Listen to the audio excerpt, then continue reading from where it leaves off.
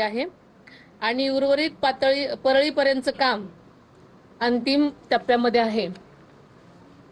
त्यामुळे बीड अहिल्यानगर परळी वैजनाथ या महत्त्वाकांक्षी रेल्वे प्रकल्पासाठी राज्य शासनाने आतापर्यंत निधीची कमतरता भासू दिलेली नाही आणि बीडला मुंबई आणि पुण्याची थेट रेल्वे जोडणी मिळावी यासाठी केंद्र सरकारने रेल्वे मंत्रालयाकडे सातत्याने आम्ही पाठपुरावा सुरू ठेवलेलाच आहे।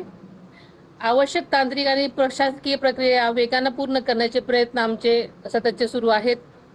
येत्या मराठवाडा मुक्ती संग्राम दिनी म्हणजेच दिनांक 17 सप्टेंबर रोजी बीड पुणे रेल्वे सुरू करण्यासाठी आम्ही प्रयत्नशील आहोत।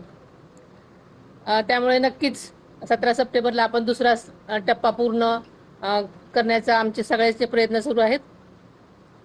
तसेच बीडमध्ये विमान सेवा सुद्धा सुरू करण्याचं आदरणीय दादांचं स्वप्न होतं। त्यासाठी सुद्धा आवश्यक नियोजन आणि पाठपुरावा आमचा सुरू आहे। जिल्हा परिषदेमार्फत आदर्श शाळा, विद्यार्थ्यांना इस्रो भेट, ऊसतोड कामगारांसाठी आरोग्य साथी यासारखे उपक्रम तसेच प्रधानमंत्री आवास योजना आपण इथे यशस्वीपणे राबवली आहे। बीड जिल्ह्यामध्ये यामध्ये रेकॉर्ड ब्रेक काम केलेलं आहे। महिला बचत गटांसाठी सामूहिक पॅकेजिंग आणि लेबलिंग युनिट तसेच बचत भवन उभारण्यासाठी नियोजन करण्यात आलेलं आहे।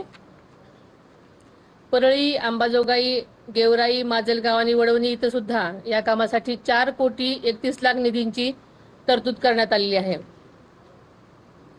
बीडच्या खेळाडूंना जागतिक दर्जाच्या तर ही दृश्य आपण बघत आहोत।